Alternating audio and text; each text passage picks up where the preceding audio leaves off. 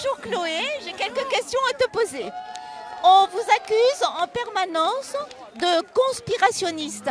Que pensez-vous de cette accusation? Alors je rectifie, on ne m'accuse pas en permanence de conspirationniste. Les médias qui n'aiment pas qu'on donne des informations différentes de celles qu'ils donnent, nous taxent les personnes qui apparaissent un peu plus publiquement de complotisme. Maintenant ils arrêtent avec ça parce qu'il y a trop de plaintes pénales qui sont parties pour diffamation. Donc voilà, ils se calment un petit peu avec ce terme. Mais bon, on a bien vu que depuis 2 ans, toutes les personnes qui sont des experts reconnus mondialement, des personnes qui font leurs propres recherches et qui donnent les sources de ce qu'elles avancent, sont traitées de complotistes. Donc je suis assez honorée finalement de faire partie de cette team de complotistes qui s'appelle en fait des résistants. Donc quand on utilise les mots qui sont justes. Le conspirationniste n'est-il pas celui qui a raison trop tôt? Alors, effectivement, en fait, conspirationniste, ça veut dire respirer avec. Con, c'est cum, et respirer, et spirare. Hein. Voilà, donc on respire ensemble. Et effectivement, en ce moment, ce qu'ils appellent complotisme ou conspirationnisme, c'est simplement d'annoncer les événements 1 an ou 6 mois à l'avance. Effectivement, on l'a vu avec le pass sanitaire qui était traité de complotiste 6 mois avant qu'il entre en vigueur et qu'il devienne obligatoire. On l'a vu avec les expérimentations vaccinales qui étaient niées par Olivier Véran, qui n'admettait pas qu'elles étaient en phase expérimentale, qui s'est ravisé depuis, puisque l'EMA, l'Agence européenne du médicament, le montre bien sur ces autorisations de mise sur le marché conditionnelles, qu'elles sont effectivement conditionnelles, et donc en phase 3, toujours aujourd'hui, d'expérimentation. Ça fait partie des quelques exemples que je peux vous donner de complotisme qui se sont avérés être des vérités finalement. Pouvez-vous nous donner un état des lieux sur les organisations de résistance auxquelles vous participez? Alors, moi je suis, disons, un électron libre parce que j'ai un passé de syndicaliste, de militant dans des groupes et j'ai remarqué que dans la plupart des groupes, il y a finalement des égos qui prennent le dessus et des harcèlements qui se mettent en place contre les personnes qui sont vraiment indépendantes comme moi je peux l'être. Et j'avoue qu'en étant une femme en plus, ça n'arrange pas mon cas, hein, puisque j'ai eu pas mal disons de tentatives, on va dire, d'approche par des hommes auxquels évidemment je disais non, qui étaient ensuite frustrés et qui me le faisaient payer en me harcelant, en me discréditant au sein même des groupes où j'ai pu œuvrer. Donc depuis, ça fait donc 10 ans que je milite. Depuis en tout cas 2, 3 ans, 4 ans même, je me suis un petit peu éloignée des groupes, bien que je les soutienne, parce que je trouve qu'une action groupée a beaucoup plus de poids qu'une action solitaire. Mais disons que je collabore avec plaisir, mais je ne m'affilie à aucun groupe actuellement. En Suisse, on a plusieurs groupes. On a Réinfo Santé, qui est comme Réinfo Covid en France. On a le Virus des Libertés avec les avocats. On a les Amis de la Constitution qui ont permis de mettre en place des référendums, parce que vous savez qu'en Suisse, on peut s'opposer parfois, pas toujours, aux lois qui sont passées sans notre consentement, comme la loi Covid-19 par exemple. On a le collectif des parents, on a le collectif des enseignants et des éducateurs. On a une dizaine de collectifs comme ça. On a une association, un collectif qui s'appelle Action Suisse, dans lequel on répertorie... Ah, la musique monte en vibration, dans lesquelles les actions qui se passent en Suisse et les manifestations et les autres événements sont diffusés. Donc on a pas mal de petits groupes sympas et qui ne sont pas tous évidemment chapeautés ou noyautés, qui restent encore bien indépendants et ça fait plaisir. Je pense que le salut réside dans une diversification des sources d'action et de réinformation, d'information tout court. Et comme ça, évidemment, les têtes à couper sont plus nombreuses. À mon avis, il ne faudrait pas qu'on reproduise le système pyramidal qu'on dénonce justement et qui est la source de pas mal de nos malheurs et de nos misères. Ouais. Vous êtes professeur de mathématiques et cela fait de vous une adepte de la raison. Comment expliquez-vous que l'opinion publique ait pu sombrer dans l'irrationnel? Alors ça, c'est une vraie question philosophique. Effectivement, j'ai un master de maths, j'ai fait des études d'ingénieur. J'ai eu, j'ai pas mal de diplômes et je suis une scientifique dans l'âme. Puisque mes parents, évidemment, sont ingénieurs, ils étaient au CERN. J'aime beaucoup, par exemple, les mathématiques qui sont mon domaine parce qu'elles ne peuvent pas tricher, elles ne peuvent pas mentir. Et moi, ce que j'aime, c'est la vérité et la démonstration. Donc effectivement, je suis assez interloquée depuis 2 ans de voir des quantités de personnes des universitaires qui ont un background scientifique aussi. Et, et donc toutes ces personnes qui sont douées, dotées de raison, en tout cas je le pensais, se laissent happer par la propagande médiatique qui n'avance jamais ses sources, contrairement aux personnes qui le font de façon indépendante, comme je peux le faire et comme tant d'autres le font aussi.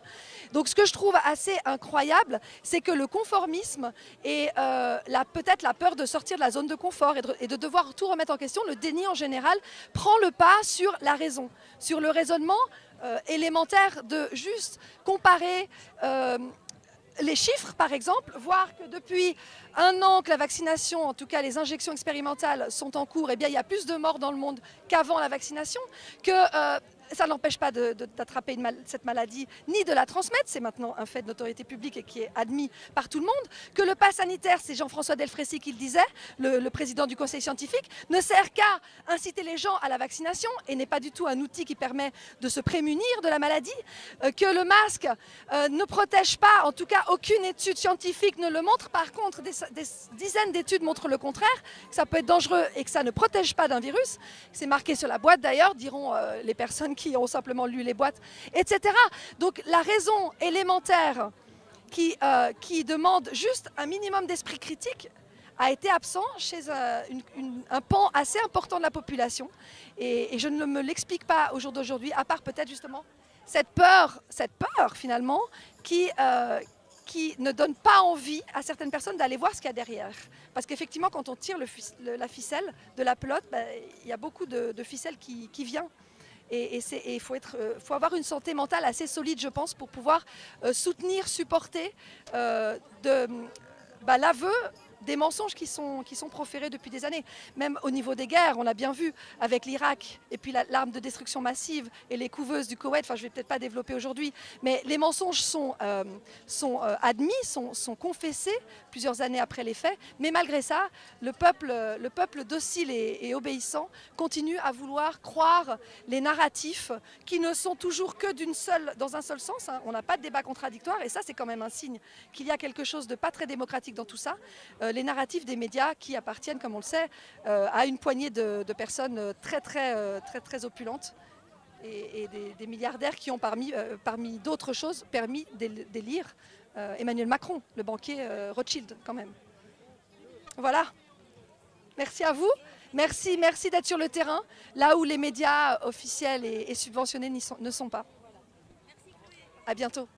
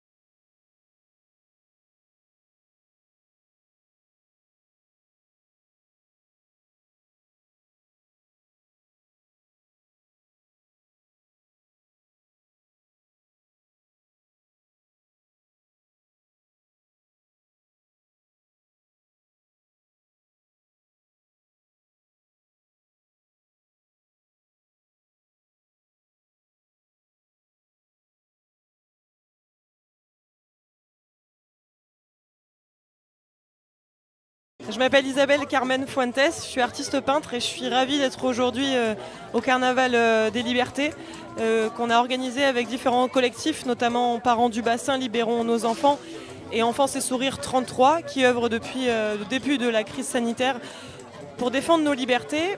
Et depuis le début, je suis à leur côté en tant qu'artiste, pour montrer aussi que les artistes sont engagés et qu'il est possible de défendre des causes en n'ayant pas peur en fait de parler en son nom, quoi, sans crainte. Et donc du coup je suis heureuse et ravie que ce mouvement ait pris des couleurs et qu'on puisse en fait emmener de la joie, de la positivité dans ces mouvements qui sont quand même des combats, mais pas des combats dans la violence, au contraire, c'est ce qu'on essaye aussi de prôner. Donc je suis ravie en tant qu'artiste d'œuvrer pour ces combats-là. Voilà, merci beaucoup.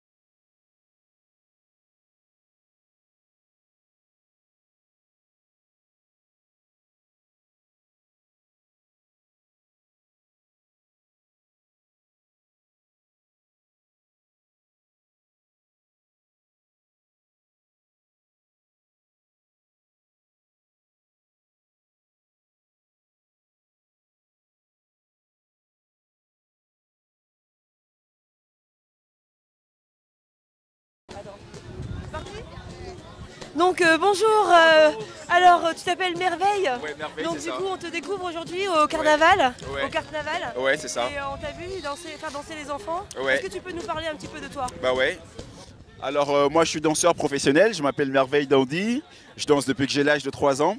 Il faut préciser que la danse c'est ma passion, je danse depuis que je suis tout petit et j'ai fait pas mal de compétitions.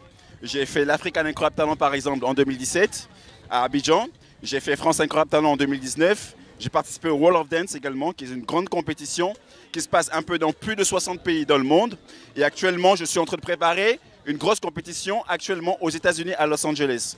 Donc il faut dire que la danse c'est quelque chose qui me passionne depuis que je suis tout petit et j'espère que voilà, en m'y mettant à chaque fois en travaillant dur, je pourrai en arriver à aboutir à mes rêves. Voilà, c'est ça. Et du coup aujourd'hui donc tu as participé au carnaval comme je t'ai dit tout à l'heure. Ouais, ça fait danser les enfants, c'est quoi qui t'a motivé? Alors ce qui m'a motivé particulièrement c'est l'ambiance déjà qui a prévalu, le lien qu'il y a eu entre les enfants et toutes les personnes qui étaient présentes. Je dois déjà vous avouer que moi je donne cours dans 2 établissements différents où je coach des enfants. Donc ce qui fait que c'est une habitude pour moi de pouvoir travailler avec des enfants, de recevoir un peu cette ambiance festive des enfants, cette joie de vivre et tout ça. Et franchement, je me suis très bien senti parce que ça faisait très longtemps, vu la crise sanitaire qui nous a beaucoup ralenti au niveau des activités. Et je dois vous avouer que c'était vraiment un plaisir pour moi en tout cas. Voilà. Bravo, merci beaucoup. Merci beaucoup à vous, Toria. Au revoir. Au revoir.